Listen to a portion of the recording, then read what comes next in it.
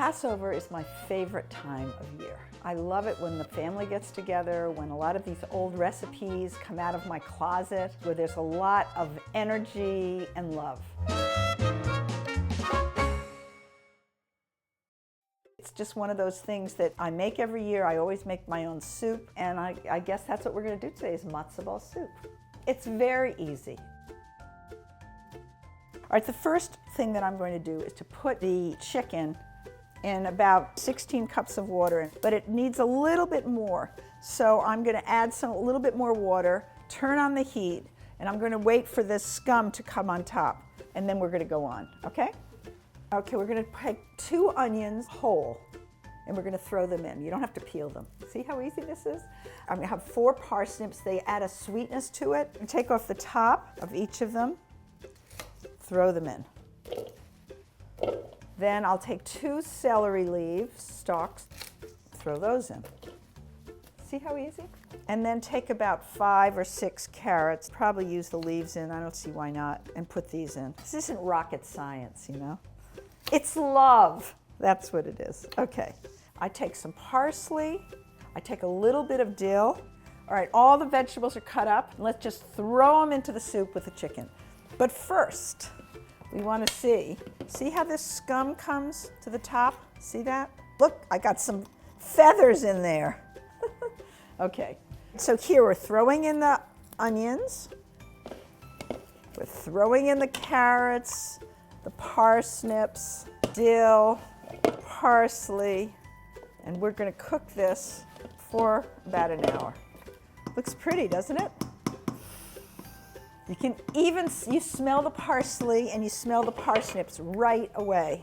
So put some pepper, put about a tablespoon of salt in, stir it up, and then let it go. And I half cover it for about an hour and let me see what the chicken is doing. If you can pull it apart, then it's pretty much done. So let's just sit and wait while this is cooking, and let's move on to our matzo balls. The first step to the matzo balls is taking the broth that I had overnight and see what happened to it. So here it is, and you can see the fat rises to the top.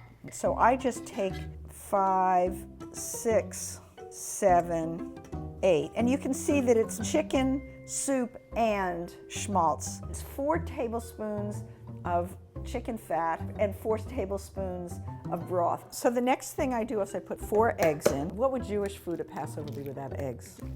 And we're going to have a teaspoon of salt, and we put the ginger. We're going to put a little bit of nutmeg, and then you take some parsley for color. You don't really have to do this, but I happen to like to do it. And a little bit of dill, or one or the other, it doesn't really matter. And then you let it sit overnight, okay? I'm going to refrigerate this, and I've taken this other matzo ball mix that we did before. Now I'm going to make the matzo balls. We have some boiling water here. I'm going to put some salt into it.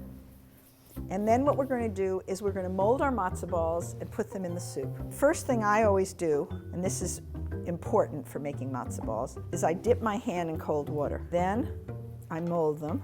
A little smaller than a golf ball, wouldn't you say? Is it? Yeah.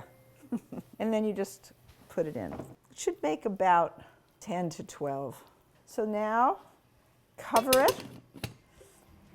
We can set the timer for 20 minutes and we're done. They'll come up and they'll be delicious. I hope. The final product of chicken soup for Passover is just the broth. Put it through a sieve, all the ingredients. I'm going to take a matzo ball out of the water, and then I'm going to pour the soup on top. It's beautiful. But then I just put a little bit of dill on top. I hope you'll make this at your Passover Seder, and that all your guests, including you, will enjoy it. Hag Sameach.